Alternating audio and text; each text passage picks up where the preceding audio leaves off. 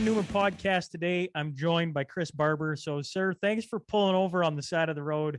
This is a first. I appreciate you doing that for me. You're welcome, Sean. Good to be here.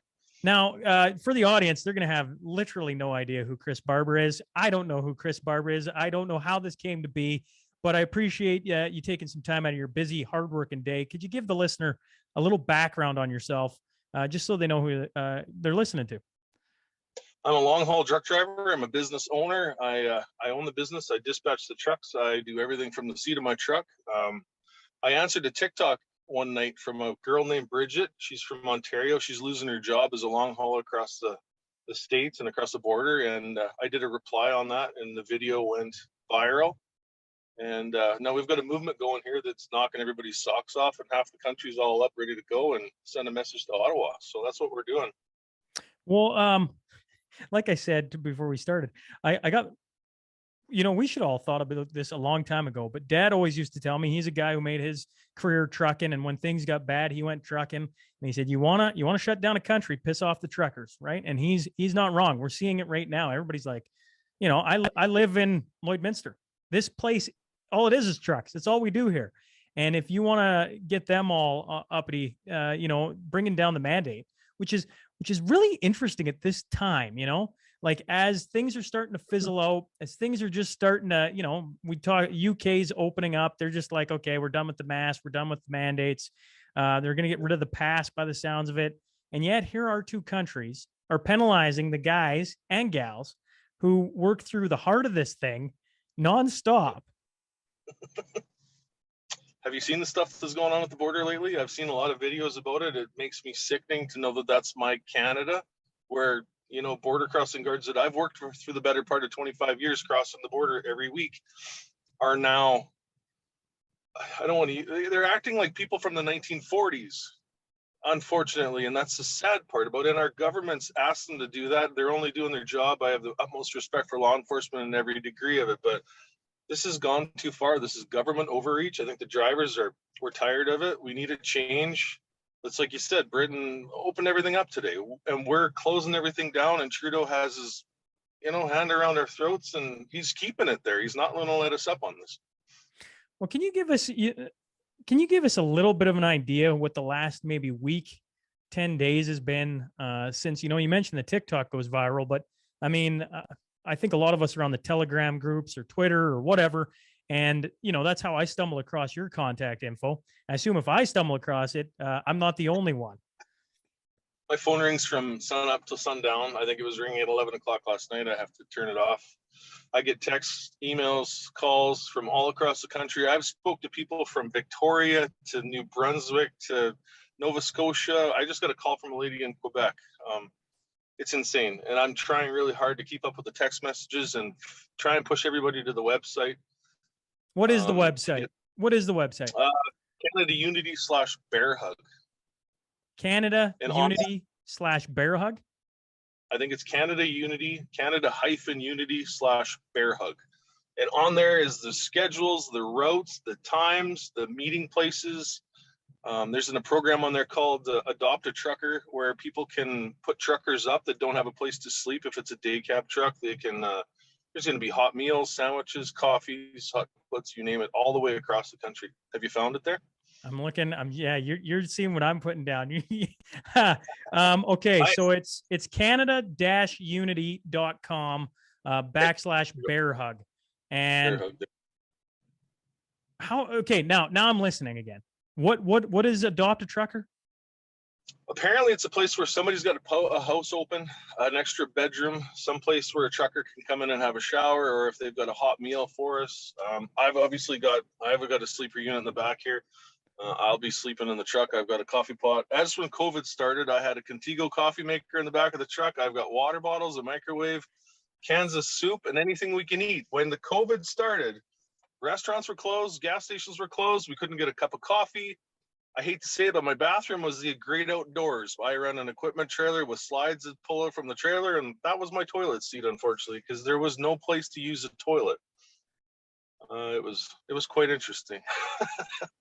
That's I'm just well, I mean, truck drivers are you're self-sufficient, you know, like you get on the road, away you go. The laws apply to you kind of, but you find ways to just push through because, I mean, look at the weather that you guys deal with and everything else that, you know, like when the world, you know, like, and I got all the time in the world for doctors, nurses, 100%. What they do is amazing. But while they were getting applauded and everything, I didn't, you know, I work in the oil field. I saw what the truckers were bringing us up from the States and nobody was giving them a standing ovation. I find it interesting now as Canada will not let go of what's going on. Our politicians don't seem to want to just back off some of this stuff and they keep pulling up. It only makes sense that you guys and gals are the ones that are really putting the feet to the fire, so to speak. We've got a crew behind us like you wouldn't believe. We've Pat King is on board with this in the media relations. We've got a lot of people behind the scenes working the Facebook pages, the Telegram. I guess we have accounts on that, Twitter.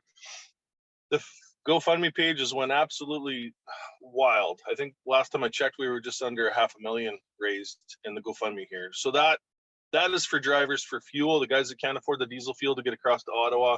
That's for hotel accommodations for the ones that don't have sleeper units on the back of their trucks. Repairs if somebody has a flat tire and can't afford it.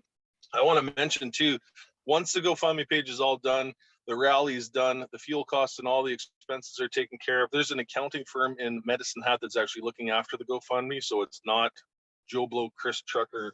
It's actually looked after properly. But the leftover money from this GoFundMe, when it's said and done, I hope there's a lot left over because we're going to donate it to veteran societies across Canada. Those are the guys that we're going to do this for. Man, I tell you what, it's the reason why when I heard this, I'm like, I got to find a way to get a hold of somebody to talk to them about it. Because, you know, the first thing somebody's going to say is, well, they got to GoFundMe and it's raised $1 million, whatever it ends at. I bet you somebody's pocketing it all. And you just squash that. Like, you got nothing but respect for me. I feel like, you know, like we gotta end these mandates. Like it has to end. And I think what you guys are doing is, honestly, I commend you all for burning your diesel fuel, for taking the time out of your work schedule, for putting things at risk by doing this. Really commend that. I feel like when truck drivers hear this, they're going to wonder how they can get involved. How do they go to the website? Do they find the Telegram group? Yep. They go to the website, they find the routes, they join in. There's so many people that are going to be joining in. I'm hearing numbers and it's hard to say the actual number of guys that are going to be there. I've heard 1,600 semis are on their way to Ottawa throughout Canada. I've heard numbers as high as 350,000 people in March. This isn't just the semis. I want to make sure everybody knows that. We've got pilot cars that are going to be leading the way, closing off intersections for us so we're safe going through intersections. We've got passenger vehicles. We've got a couple campers involved. We've got guys with flatbed gooseneck trailers behind a dually. It's about Canada. It's a huge, when I answered to make a TikTok, I would have never imagined that it would be the size that it is and the support that we've got right now. It's absolutely unbelievable. Doesn't it give you hope for the future? It does. Yeah. You know, I told my wife that if this doesn't work, I am so disgusted with my government, not ashamed of my country, but just disgusted with my government. I would consider packing up and selling and moving. But where do you go? The U.S. I'm in Minnesota right now, Sean. I haven't seen a mask or wore a mask since I crossed the border 3 days ago. I've been to Iowa and back up. They're lying to us. And I can see that every time I cross that U.S. border. Down here is wide open. You sit next to the guy next to you at the bar at the truck stop when you're having a beer at the end of the night or a steak. It's enough already. Like it's enough. Yeah, I guess I didn't fully when I made the text to you call and we had our little chat and I was like, okay, I got to get you on. I got to find a way to get on. And I was just thinking like it's starting in Vancouver, it's going. But now that I'm looking at the website while you're talking, there's multiple routes. So there's the West route. It starts on the 22nd, goes from North BC through North BC. January 23rd, they're in Vancouver. You kind of get the idea. Calgary 24th, North Saskatchewan the 24th, and they roll along.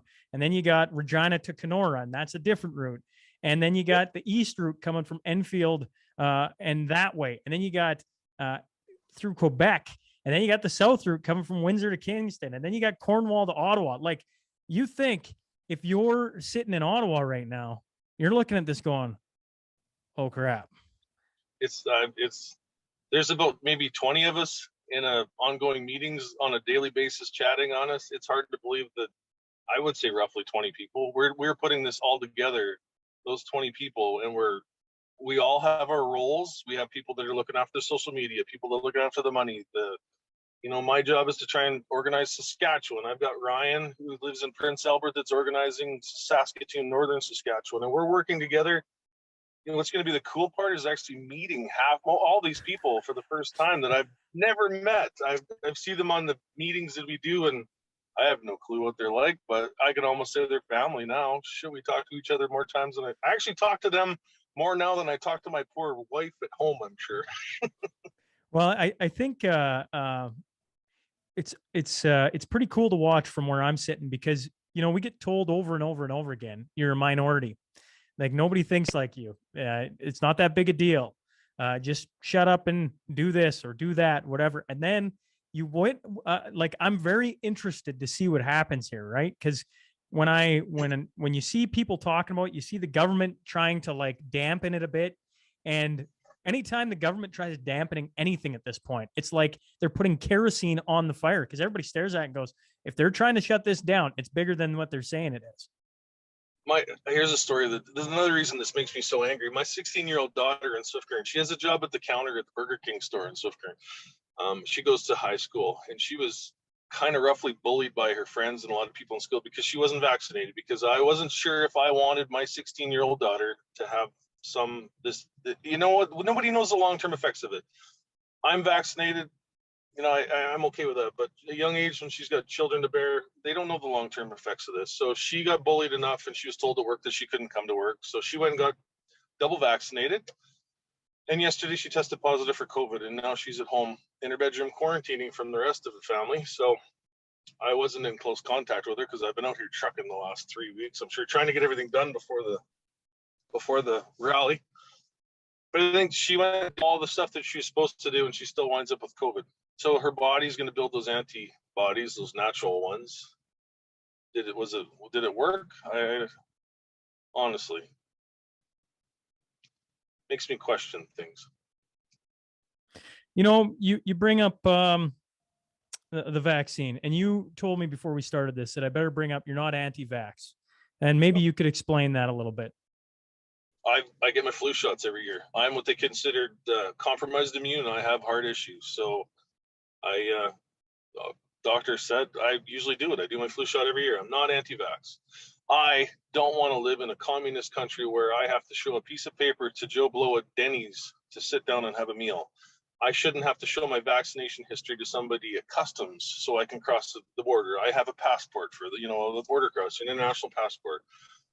We have retired RCMP running around the province of Saskatchewan right now looking for anybody that's not wearing a mask to write them $1,800 fines. Well, I think it's $1,800. I'm not sure what it is.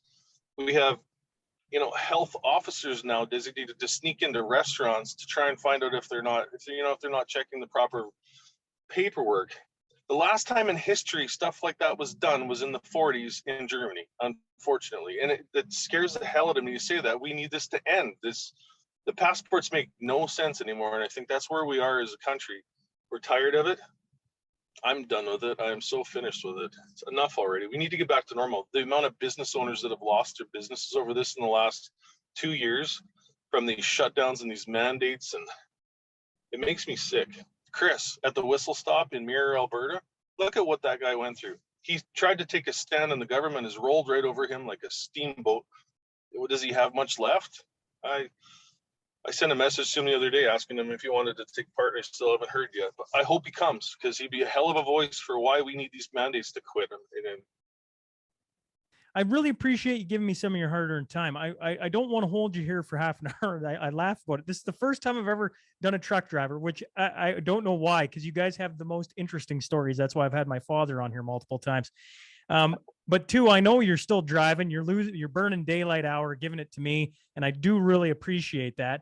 I do a little segment, no matter how long or short these podcasts are. It's the Crewmaster Final question. Shout out to Heath and Tracy McDonald. They run an oil hauling business. So they're truckers, and they've been supporting the podcast since the very beginning. The first one is, you do this across Canada. If at the end of it, you get to sit down with one person to have a conversation, who would you want to sit with? Oh my goodness. You know what my opinion on politicians in general right now is? I don't below the floorboards in the truck. I have always voted conservative. I can't even say I vote because it's a vote against Trudeau, and I don't know. I honestly can't even answer. That's a hell of a question. Maybe years ago, like, I was always a fan of Harper, and a fan of Brad Wall in Saskatchewan. I'm a huge fan of Brad's, but I don't know if there's many politicians. My hometown politician, I guess, of Jeremy Patzer. I guess we could sit down if he's interested. We've heard a little bit from the PPC party, I guess, just wanting to meet with us. But we're trying to keep this out of the politicians' hands. They haven't done any good to us yet, so why would they start now? And we're trying to keep it out of mainstream media's hands too, because they're just going to spin it the way the government wants it too. So we're doing more interviews on social media with guys like you and podcasts. It gets a message directly to the people instead of going through the government, payroll, like we know with all the media companies. Yeah, I don't know. That's a good question. Well, here's your final one then. You've been on the road how many years? 28 years this year. Okay, 28 years. Here's my question then. If I could sit down with one trucker who is an absolute legend, who would you be like, oh, you got to talk to? And I don't know if it's a call sign. I don't know if it's a guy. I don't know if it's a lady. There has to be one. The one guy I would say, it was a guy that used to work for Triangle Movers out of Saskatoon years ago. He's passed on now, but his name was Grizz, and he was this big 6'6" tall guy. Drove an old white Freightliner, and he came up to me when I was a new truck driver, and I was maybe a year, 2 years into it, long haul into the States, and kind of grabbed me by the shoulder and said he was traveling with me. He scared the living shit out of me. He was this big guy, looked like a big Grizzly Wallace kind of guy. There's a lot of guys out there. This trucking industry is full of lots of really good, hardworking guys. And yeah, I'll give them all a shout out. We need the credit that we deserve. I mean, like you said before, the medical profession, I can't say enough good about the medical people in the country. They were their front lines. If there was a front line, they were on it. We were one stage back from that front line, hauling equipment. I think throughout this whole pandemic, a lot of people have forgotten about the stuff that got us. Well, yesterday's heroes, today's zeros, right? I said that last night in the podcast, and it kind of went good. So I'll say it again tonight. Yeah, well, you're the unsung hero because nobody sees you come, nobody sees you leave. You just show up to the store and there's the goods, and nobody really puts too much thought into it, right? And so sorry. Nope. I was fighting with. I put a video on TikTok the other day, and a lady commented that I was a selfish piece of what, because I refused to deliver the groceries to the store to keep her fed.